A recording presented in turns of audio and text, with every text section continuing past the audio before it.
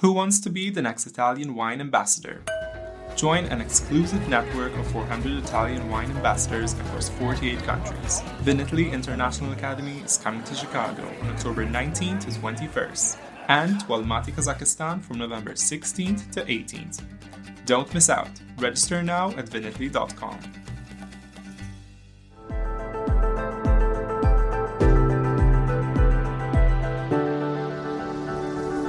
Welcome to the Italian Wine Podcast. I'm Cynthia Chaplin, and this is Voices. Every Wednesday, I will be sharing conversations with international wine industry professionals, discussing issues in diversity, equity, and inclusion through their personal experiences working in the field of wine. If you enjoy the show, please subscribe and rate our show wherever you get your pods. Hello and welcome to Voices. This is Cynthia Chaplin, and today I am so delighted to welcome Natalie Wang to Voices.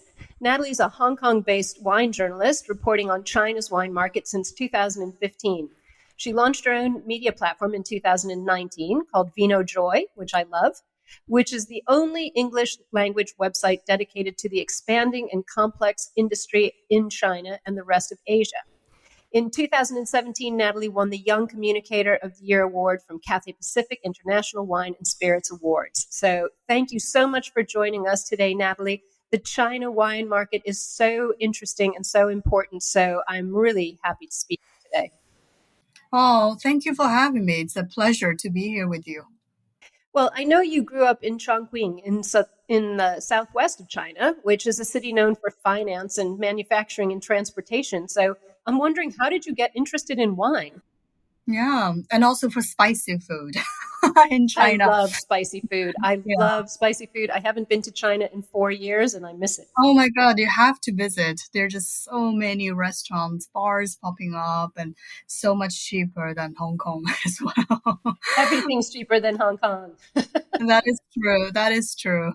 But yes, speaking of wine, it was all because it all went back to my early days as a young aspiring journalist. But at the time, I was really covering China politics and social news stories, which is subject that can get very serious. And a few years after that, I decided to make a switch and cover something that's more sort of lighthearted, more lifestyle-oriented topics. So wine became something that I grew interested in. And so I took a career change and veered into that path. Well, I know you went to work for James Suckling Asia, so you took a good career change. That was a good way to get into wine. James Suckling, of course, very prestigious, and you became the managing editor for Asia there. And then you moved to the drinks business in Hong Kong. So how did you meet up with James Suckling, and then how did you get to drinks business? Yeah, good question. Because at the time, I was just so desperate. Like anything other than politics, I'm all in for it. And then, I was frantically searching on different job sites, and it just popped up that James was looking for a sort of editor to look after the website. And of course, at the time, honestly, I didn't drink any wine, even though I was 25 years old by then. I didn't drink any wine. I didn't know anything about wine industry, but it was just, the sort of idea of wine and what it promises as well offered a good opportunity to sort of cover wine. So naturally I joined him. From there, I really learned a great amount of wine and wine tasting as well. But funnily enough, because I didn't drink wine, at the first week working for James was so intense. Wine was like, water. I was drinking wine lunchtime, dinner time, and I broke out in hives. I can't make this up. On my body, it's like, you were allergic? Yeah, I was allergic because I didn't drink wine. I barely drank any alcohol in my life up to that point. So really my body had a violent reaction. And then first week into it, I'm like, oh my God, I can't do this job if every day I had to drink so much wine. And guess what? I actually talked to James. I want to quit. Yeah, it was so funny. And then even years later when I ran into James, I said, well, aren't you glad I persuaded you to stay? So, yeah. And I was like, oh, you just have to ease into it, build up your tolerance, and then in time, your body will sort of adjust to it. And then, thank God it did. And yeah, there was that. It was really quite funny now thinking back. I can't imagine changing your career, throwing over politics, going into wine, and then finding out that you can't drink wine. Oh dear. Oh my goodness. That must have been. And you were young. 25 is young. You were Yeah, it seriously was young. like I was so overwhelmed. Oh my God, what am I gonna do? My body is fighting hard against wine. And then I really like first week, I'm like, James, I need to quit. And he persuaded me to stay. And then luckily, I really like my body just built up the tolerance, and I came to really appreciate wine a lot more every day. And then I worked for James for 2 years, and another opportunity came. And because of James, I got moved to Bangkok because at the time I think he was trying to do Great Wines of Italy event. So naturally, I was relocated to Bangkok to work alongside with his son Jack, to help organize Great Wines of Italy in Bangkok. That was a fun experience. And then afterwards, I had this opportunity to sort of join drinks business as it's sort of reporter first as its reporter, online editor here in Hong Kong, sort of to cover the Chinese and Asia wine and drinks industry. I thought it was a great opportunity because with James, obviously, it's more about wine review. And for me, as a trained journalist, I'm more gravitated towards sort of reporting side of the industry. That's how I switched. And from there, I stayed with drinks business in Hong Kong for more than 2 years and eventually working as a managing editor for Asia. Well, it's such an interesting path that you've taken because, obviously, as you said, your background is in reporting, and researching and understanding the backstory of all these things. And I just want to ask you, so you've been in sort of wine and drinks now for, a long time, almost 10 years. And you've said that over the past few years, you've noticed a real improvement in Chinese wine and more confidence from Chinese winemakers. So I'd love to hear your perspective about the Chinese winemaking industry because it is emerging. I think it will be important. Do Chinese consumers generally prefer domestic Chinese wines or do they drink more imported wines? How come it's so difficult to get Chinese premium wines in the international market? I can't get them at all. So fill us in a bit on your thoughts on the Chinese winemaking Mm. industry. Yeah, thanks. I think this is a really important sort of subject that we're looking at right now in the industry. I mean, frankly, like I think the main reason I didn't grow up drinking wine was because my first encounter with with wine was so horrible. Like you just you don't aspire to drink this thing anymore. Like what is this horrid liquid in the glass? You're making me cry, Natalie. You're making me cry. No, because I drank a Chinese wine that's mass produced by one of the biggest wineries there, and it was so undrinkable. And it made sense back then. A lot of people mixing Coke or Sprite into wine to make it more palatable. I completely understand. Like if I'm drinking that kind of wine, I would do the same. So it was really like because my first encounter with wine was so bad, so it didn't really lead me down that road to discover a little bit more. Yeah, I think that was sort of the impression that I had for the longest time. But now, like going back to visit Chinese wineries and actually discovering so many gems in Hong Kong, it was just a revelation. In the past few years, we have more aspiring winemakers who got trained in France, in Australia, different parts of the world, and then going back to the country, actually finding sites to craft terroir-driven wines is something vastly different from what wineries were doing 10 years ago. Because 10 years ago, it was mainly driven by those big volume producers like Changyu and state-owned wineries like Great Wall. Nowadays, you have a diversity of winemakers producing wines, in Ningxia, in Yunnan, in Shangri-La, in Yantai, in Huailai, and Penglai as well. Like so many different regions and terroirs that winemakers are exploring right now. And then they're making like interesting wines. I think in the past, people talk a lot about Bordeaux blend. And then I always talk about Ningxia being, the border of China. And nowadays, you can see that even winemakers, Chinese winemakers, when you're talking to them, they're way more confident in what they are doing. Actually, if you say, oh, this is like a Bordeaux-like wine, some winemakers might take offense to that because they are so steadfast in the vision that what they're producing is China wine unique to its local terroir. They'll say, well, we're producing wines that reflect terroirs of Yunnan. It's nothing like Bordeaux, nothing like Napa. So you definitely see that evolution of Chinese wine.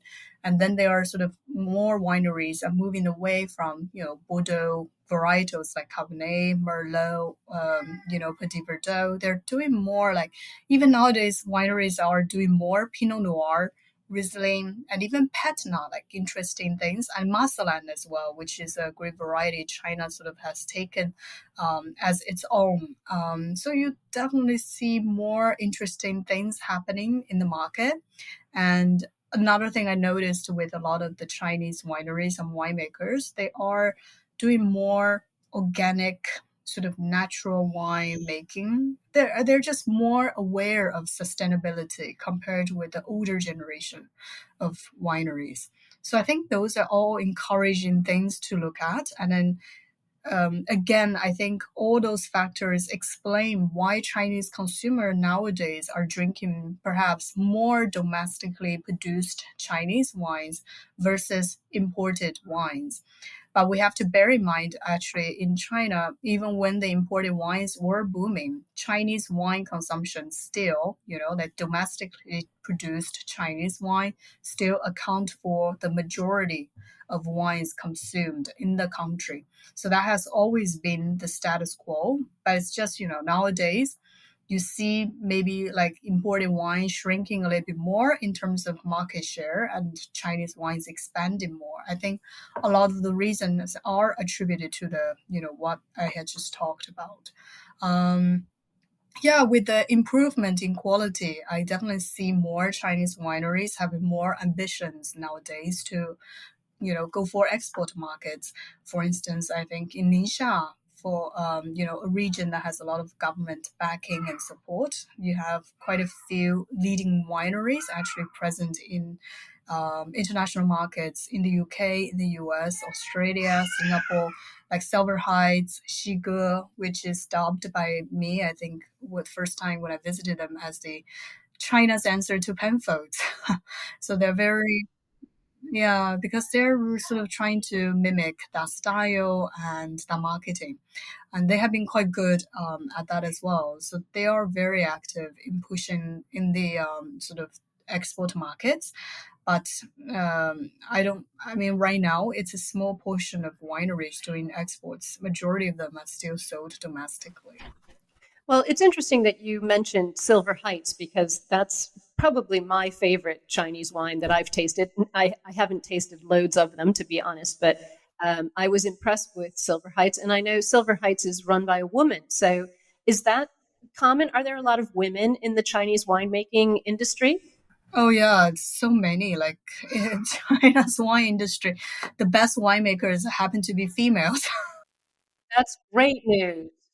Yeah, exactly. All for girl power. I mean, Silver Heights, like you mentioned, it's also happens to be one of my favorite wines from in China as well.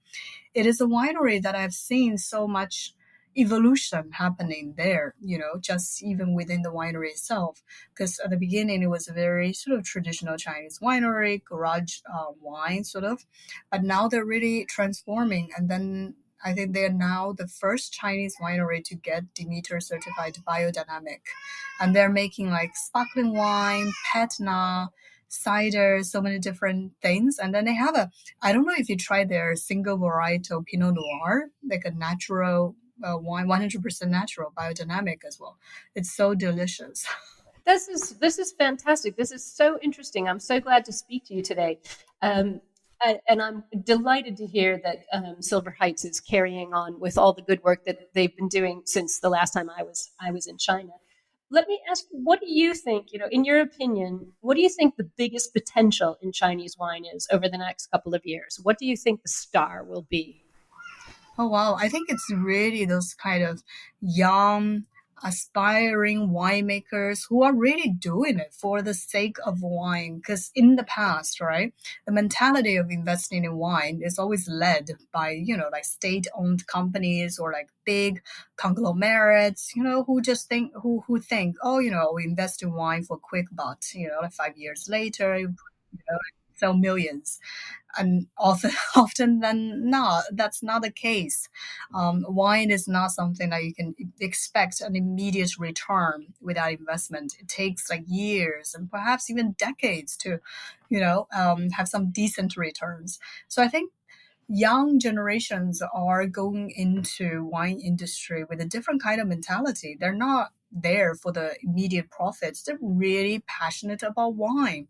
They love how wine is made, the stories behind it, the people making the wines, and the land that's producing the wine. So it's completely driven by something other than profit. It's really passion. So I think that is something we're seeing right now. And definitely, I think this is the fuel that's going to power the industry to move forward for all the good reasons. It might take time, but, rightfully so, as any other great things, it will definitely take time. Yeah, as that famous saying, good things come to those who wait. So I think this is really making me so happy to hear about this. Before we finish this conversation, I'm going to have to ask you for some names of young aspiring winemakers I can interview because I want to learn more Oh, about this. yes, please do. You have to. There's so many now. Well, let me ask you, what's the position of Italian wines in the Chinese market these days? Yeah, that's interesting. I think That doesn't Italian. sound like a happy noise, Natalie. What's going on? Yes, yeah, because personally, I had a lot of expectation for Italian wine because Italy is such a great wine producer with so many great wines. But in the Chinese market, for some reason, like it never really took off. It always, the market share is around 10%. And when China slapped a lot of tariffs on Australian wine, and my natural thinking is, oh, maybe Italian wines will sort of like surge up and then I think capitalize. that's what everybody thought. Yeah, that's what everybody thought. And that didn't happen. That didn't happen for Italy and didn't happen for Chile, for a lot of countries. So I think still, of course, there are a lot of reasons behind it, but still, you can see like Italian wines that need to sort of invest a little bit more in the market to grow this part of market. But encouragingly, in the past 2 years, what we have seen is the popularity Prosecco is really catching up in China right now. The young generations like millennials and Gen Z, they really love Proseccos. So Italian Prosecco and white wines have emerged to become the new sort of growth opportunities for a lot of merchants as well in the country. So that's something That's to very like. interesting. That's very interesting. And I love getting your perspective on this because you have your boots on the ground there and you know what's actually happening. And it will be interesting for Italian producers to hear all of this. Um, it's a very interesting moment in time, I think, for the whole wine industry. And I'm so glad to hear that China's domestic industry is becoming more focused on quality rather than quantity. And it will be that will definitely have a role to play in how Italian wines do in the Chinese market in the future. So, but let's talk a little bit about Vino Joy. I love that name, so congratulations on that. But what gave you the idea to launch your own company? You were doing well, you had a great career with your journalism, um, and you decided to launch a company. In just a couple of years, Vino Joy has become, pretty much the reference point for wine professionals as the leading and most trustworthy source in China's wine industry. So, what gave you the idea? Why did you start up with Vino Joy? What's your goal for the future with this website? Oh, thank you so much. I mean, I'm very humbled to hear that. But for me, really, like the original idea of launching this platform is really the lack of information and coverage on the market, despite the size and potential of China and rest of Asia. Because the future of wine, without a doubt, is Asia Pacific.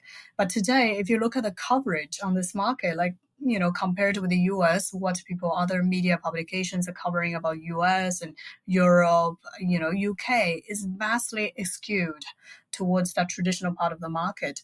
That's really the original goal, to bring like trustworthy fact-based reporting to help wineries and expo managers to make informed decisions on the market, because China market is so vast and complicated. People can't be thinking, okay, China is like this, one size fits all. The fact is, China is the size of Europe, and then like more than 30 different provinces, each with its unique dynamics and like key players in the in that own sort of kingdom of things. So it's really like it's such a diverse and vast and complicated market. Like we have to be able to sort of tell that story more effectively to our readers, to help them understand the market better. Because a lot of times when like we read stories on China and it's so one dimensional and it's so simplistic, people look at the size of China, it's like, oh, huge, with that much population, 1.4 billion, so whatever I sell to China, they're thinking, okay, I'm going to sell it to 1.4 billion. Reality can't be more different. The dynamics of the market, like how it's sort of segmented in so many different ways. Oftentimes the hurdles and barriers to a lot of wineries and big wine groups.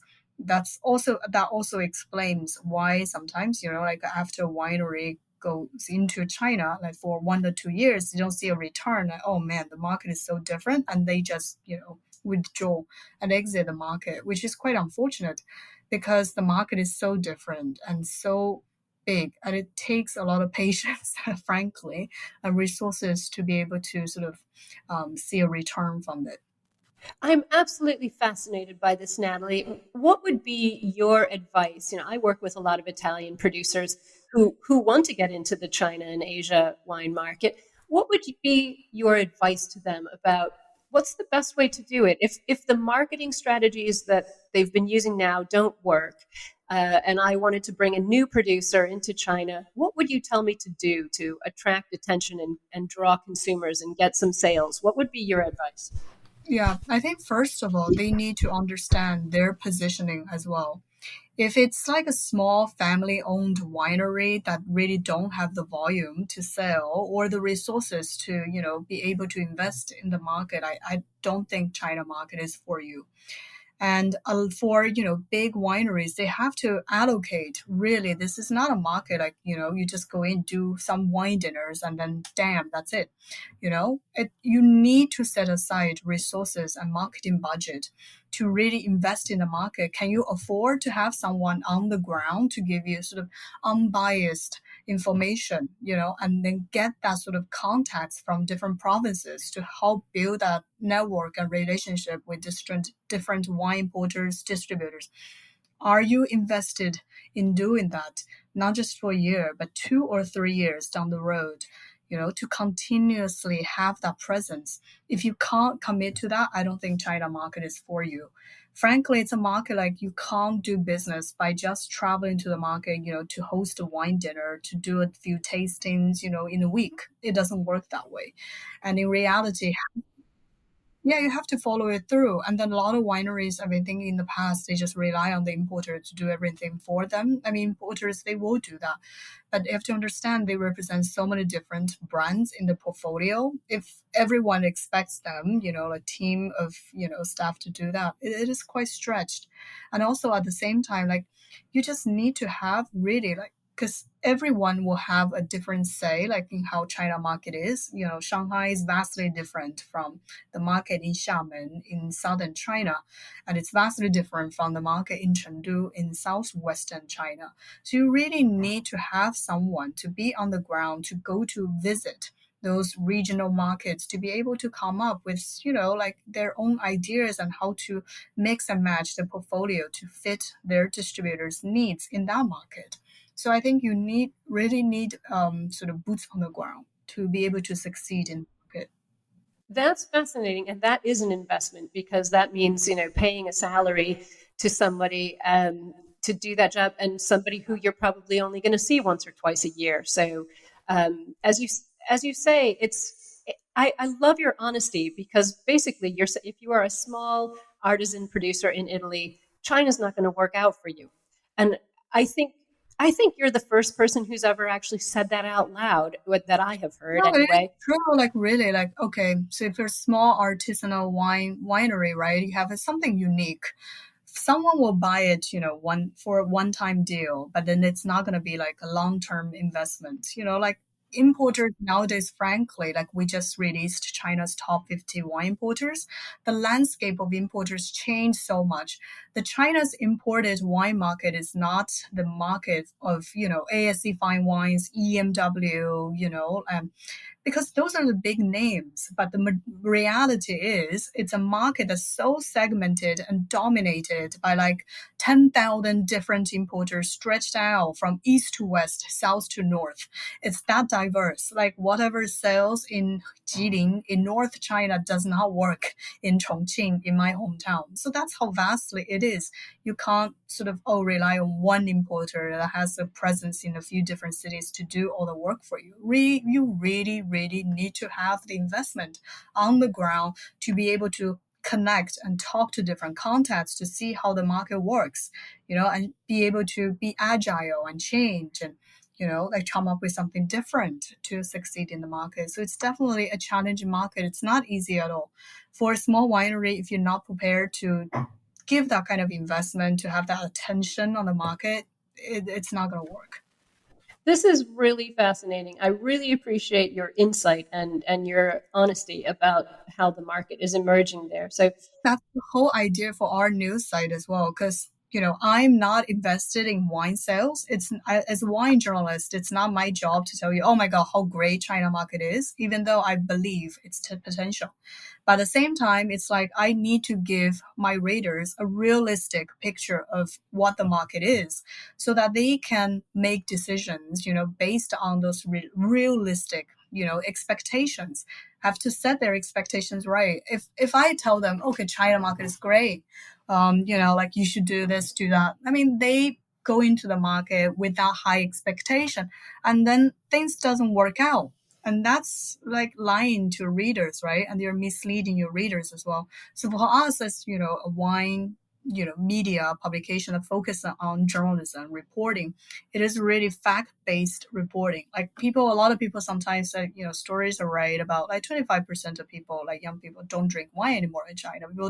Readers will be like, oh man, this is not good. Why you write negative news stories? But this is a reality, right? Like this is a reality. And then how can you engage with the young consumers a little bit more to change them? Because sometimes, you read that and you click into it, and then we talk about it. The rest of the 75% of the, the young consumers, what they are looking for, what can actually click with them. So they have to be more like, informed on, the holistic picture of stories as well. So, that's sort of how I see our platform, serving our readers as well, is to really provide fact-based data, news, and analysis.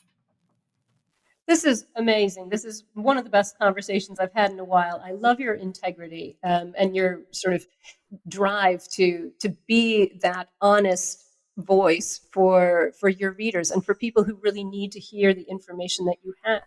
It's amazing because you also have a lot of other roles in the wine industry. You're a judge, you're a writer, you can. Too much stuff to do. But yes, I do a little bit judging, judging, yeah, in terms of wine quality and also like wine writing judging. out of everything that you do, your website, your writing, all of these things, what's your favorite part of your job? I know, I do lots of things in wine too. It's very hard to have only one job in wine. So, what's your favorite part of what you do? Yeah, I know. I can tell you what I hate most is the admin part. Yeah, like like really mundane admin work. I have to go through like all the back ends of stuff, like checking everybody's queries from our general email box. That's sort of the least part. But the most favorite part definitely is the writing part. I mean, I like spending time to understand, research a subject, and be able to sort of like see different aspects and develop a story and get to learn things a little bit more. That's really definitely, I think, the most rewarding part. Because a lot of times I go into it, I'm like, I don't understand this, how is it like? So I ask a lot of questions and sort of naturally it leads you to do more research. The more research you do, you feel like, oh wow, the more exciting it gets. And then it's just that sort of aspect of writing and investigating, reporting is really something that I genuinely love. Well, we're on the same page with that. I love writing and researching too. That's why I love my podcast. I love to research interesting people, but I love to do wine writing as well. It is fun digging in behind the scenes. So, You doing podcasts is so wonderful because you can sit down with different people and sort of it's the same thing, like understanding their background, their stories, their motivation, their drive. It's sort of the conversation itself is very invigorating. I'm so lucky. People talk to me. I get to hear their story. I love people. I can talk to anyone. But I am a storyteller, so I love it when other people tell me their stories. I never get bored doing this job. It's one of my favorite things that I get to do. So I'm very grateful to Italian Wine Podcast for having me do it. But speaking of all this communicating and stuff, writing, and you were nominated for the Wine Communicator of the Year by IWSC in 2023. So you were the only Chinese-born wine journalist to ever achieve that distinction.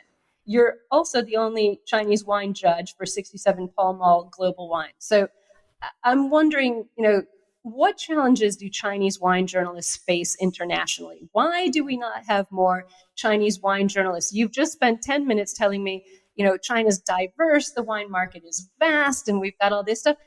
Why are there not more people like you, Natalie? How difficult is it to do what you do in China? Because we all know China is political and complicated. Why do we not have more Chinese wine journalists? Yeah, like I really like I wish we can change this like very quickly. I think the main barrier is really the language.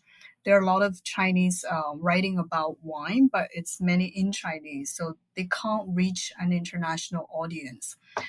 So that's really a shame. Even just, this year we had the inaugural 67 Pall Mall Global Wine Communication Awards. And then we read like hundreds of entries from different parts of the world. And as you can imagine, all the entries are dominated by US and Europe. There is not one single entry, I think, from Asia, which is really sad. Because this part of market, as I said before, is really the future of the market. And then this is the part of the market where people want to know more. Yet there's little information coming out of this because chiefly and mainly the language barrier, I think. So it is really difficult. Yeah, well, I think also, wine writing is not a job that pays a lot of money either. So, Yes, that's true for journalism in yeah, general. I mean, people have to earn money, and I think it's. I also find this sad because that, as like you, writing is one of my favorite parts of what I do, but I have to spend so much time doing other things in order to pay the bills. That I think, yeah, it discourages people from writing, and that's sad too because we need more wine writers who are good at their job. So, and we have to find some way to encourage them and support them, which is a whole nother topic of discussion. We'll need another podcast.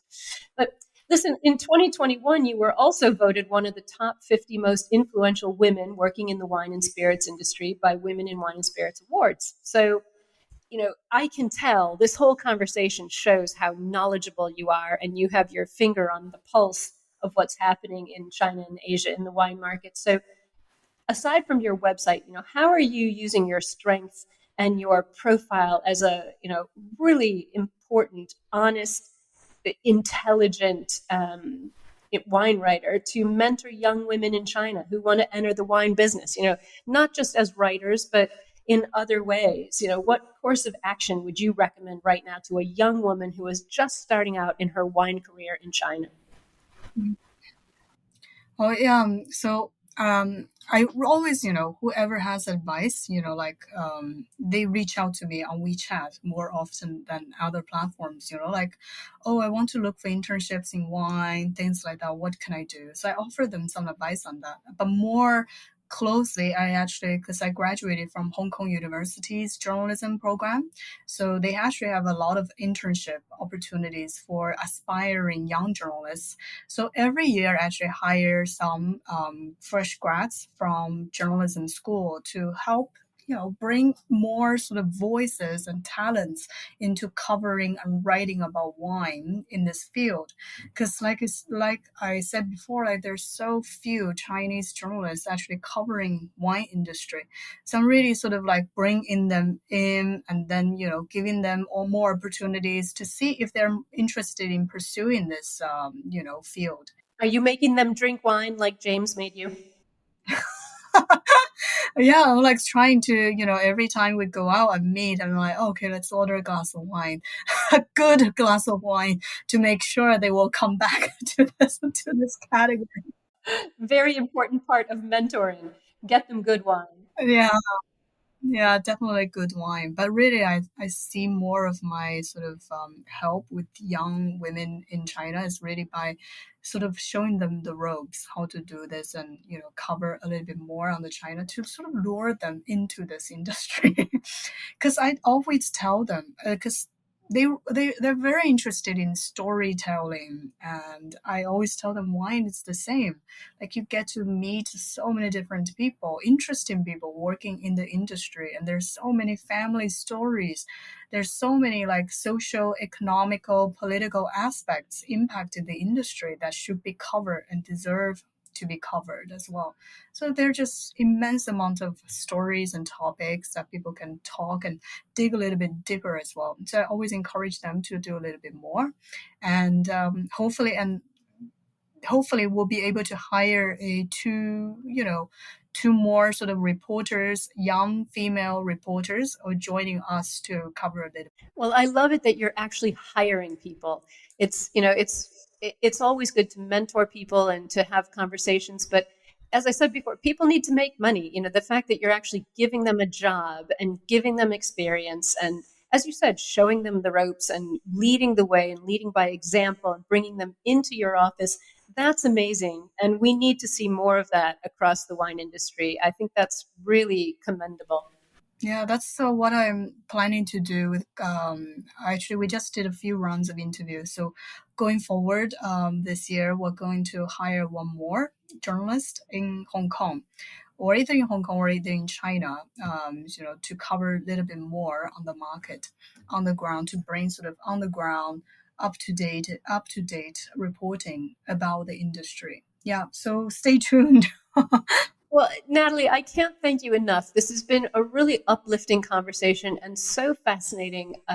Such good insight into the Chinese wine market, but also sort of the challenges that are facing, information and news coming out, not just the winemaking itself, but actually how we hear about the news and how, Italian wine process producers can process that and work out what is best for them in the Chinese market. So thank you so much for all your time. I really appreciate it.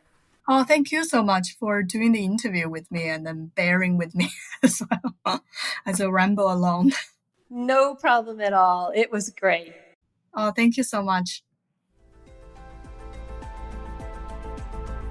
Thank you for listening, and remember to tune in next Wednesday when I'll be chatting with another fascinating guest. Italian Wine Podcast is among the leading wine podcasts in the world and the only one with a daily show. Tune in every day and discover all our different shows. You can find us at ItalianWinePodcast.com, SoundCloud, Spotify, Himalaya, or wherever you get your pods.